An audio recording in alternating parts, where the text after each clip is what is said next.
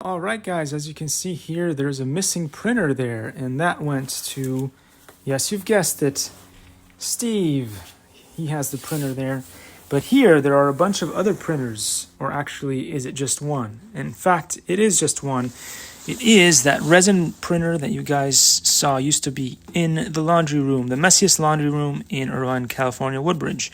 But anyway, it's going to my buddy Russell, and in the the box over there, the messiest box out there, there's a bunch of parts in there that will help Russell, should anything go wrong with this printer, repair it, because it's basically a carbon copy of this printer here with all the other bits and pieces.